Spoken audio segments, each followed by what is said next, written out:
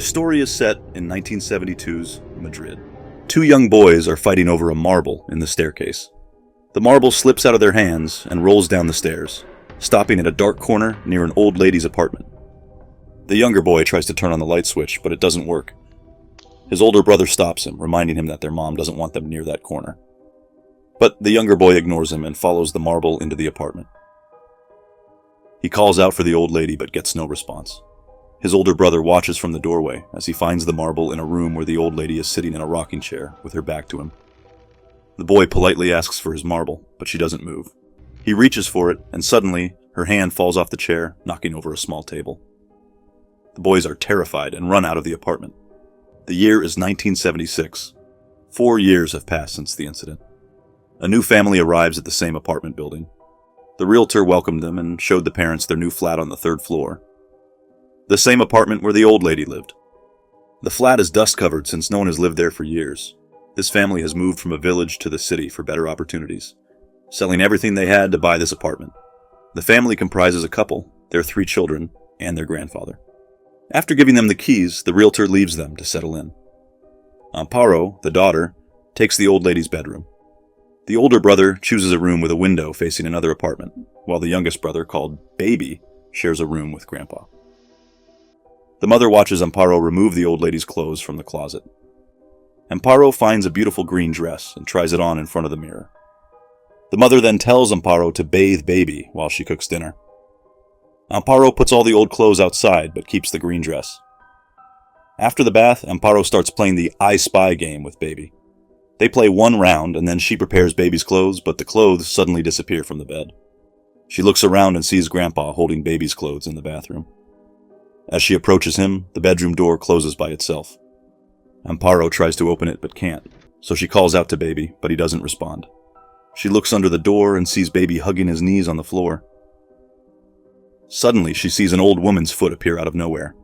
Terrified, Aaro screams for her parents. Aaro tells them that someone is with Baby and that the door is locked. The father forces the door open and finds Baby, sitting by the window, ignoring all the commotion. The father quietly approaches Baby and pulls him away from the edge. He then scolds Aaro, saying Baby could have hurt himself. Aaro explains that she saw someone, but her parents are too worried about Baby to listen to her. Later that night, Aaro feels overwhelmed by all the sudden changes in their lives. She goes to her bed and reads a letter from her boyfriend. Meanwhile, Baby is staring at Grandpa, who needs a machine to help him sleep because he's very sick. The mother comforts Baby, telling him there's nothing to be scared of. She kisses him goodnight, turns off the lamp, and leaves. But Baby can't sleep, so he keeps turning the light on and off until the mother returns and stops him, warning that it will increase the electric bill. The next day, the father starts his new job at a truck factory, and the mother gets a new job as a sales lady in a clothing store. The big brother sees a note outside his window attached to some ropes that morning. It's from a woman named Clara, who lives in the apartment across from his room. He replies to the note and waits for Clara to appear, but she doesn't. As he turns away from the window, he hears the rope moving and sees another note saying that Clara has been expecting him. While Aaro redesigns the green dress, Baby scares her with his toy. She scolds him and takes the toy away. Baby apologizes, and Aaro takes him to the kitchen for breakfast. She then finds the telephone number of Iberia Airlines in the living room and writes it down. Suddenly, she notices another number, and a name, Susanna, written below it. Then she hears Baby repeatedly saying, yes, so she returns to the kitchen to see who he's talking to, but finds him alone. Baby says he's talking to Aaro, but she denies it. Baby insists as he draws. Aaro hears a door closing nearby, so she tells Baby to stay in the kitchen while she searches for Grandpa. As she leaves, Baby starts talking to someone who can't be seen and sees a marble rolling on the floor. He takes it and hears the TV in the living room. He enters, finds his favorite show is playing, and sits down to watch. The display changes to an old woman puppet who talks to Baby like he's her grandchild. She compliments him and asks if he wants to play. Baby nods, and they play the I Spy game. Baby guesses correctly, but sadly mentions that Aaro doesn't let him play with his top toy. The old woman tells him he's alone with her and says she'll call a friend who knows a lot of games and wants to meet him. Meanwhile, Aaro finds Grandpa outside and asks him to come home. Grandpa points to their apartment, saying she will take him. Baby, meanwhile, turns off the TV and sees an old woman sitting on the rocking chair behind him. He turns around but finds the chair empty. When he checks the TV reflection again, he sees the old woman crawling on the floor. He turns back around and sees the chair empty again. He checks the TV again and is grabbed by a big hand with long nails. Amparo and Grandpa return to the flat.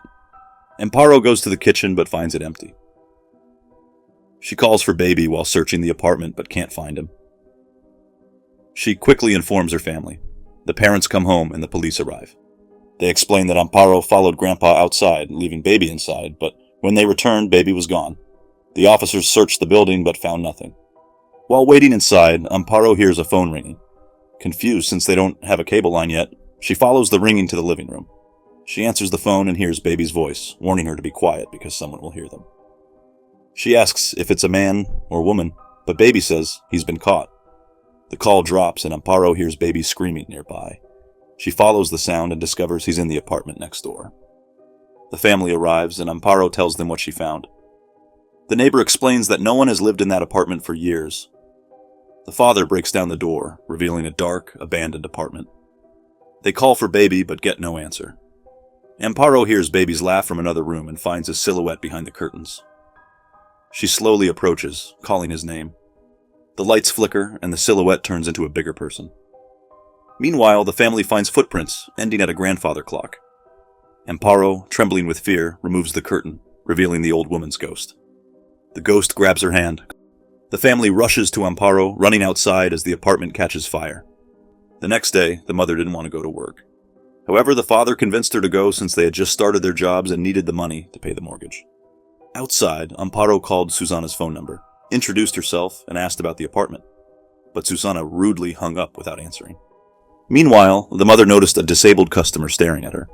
The customer couldn't speak and was in a wheelchair, so she used the whistle attached to her chair. A fashionable old woman from the counter walked over and apologized for her daughter's behavior. The old woman explained that her daughter must have sensed something about the mother, then handed her a prayer card against evil, advising her to read it to her children as it would help them. The mother was confused by this strange encounter until her co-worker stepped in and volunteered to attend to the old woman, who was named Mrs. Psychic. Meanwhile, the brother received another note from Clara saying that Baby was okay. The brother replied, asking how Clara knew this, and she responded that they should meet in the basement. The brother went downstairs but couldn't find Clara. Instead, he saw the old woman's ghost in the mirror before she grabbed his face. He managed to free himself and quickly ran away from the basement. At the same time, Amparo returned to the flat with groceries. She suddenly felt nauseated, dropped the bags, and promptly ran to the bathroom to puke. Amparo looked at her belly and realized she was pregnant. Suddenly, she heard music playing, so she went to the living room and turned off the disc player. Then she heard whistling from the kitchen. Looking through the glass door, she saw the old woman's ghost. Scared, but determined, Amparo opened the door and found Grandpa cooking. Grandpa faced her, forgetting what he was cooking, which caused a small fire. Amparo immediately turned off the stove and cleaned up the mess. Suddenly, she heard Baby's voice. Turning around, she discovered Grandpa talking, but in Baby's voice. He told Amparo to help him and answer the phone. Sure enough, the telephone rang, so Amparo left the kitchen and answered it. She heard the grandfather clock chiming and Baby's screams. She immediately ran to the next apartment and broke the glass on the grandfather clock, quickly removing Baby and hugging him while she cried. After calling her parents and an expert, the family gathered around as the doctor checked Baby. He informed them that in Baby's state it was normal for him not to speak for a while because he was still in shock. As the doctor talked with the parents, Baby put his hand on Amparo's belly as if he knew she was pregnant. Later that night, the mother suggested to her husband that they should move out because weird things kept happening in their flat. However, the father argued that they couldn't afford to move again since they had spent all their money buying the place. Hours later, while everyone was asleep, the brother's window suddenly opened, waking him up. He checked to see what it was and found dozens of notes attached to a rope, all of which said, "Mine."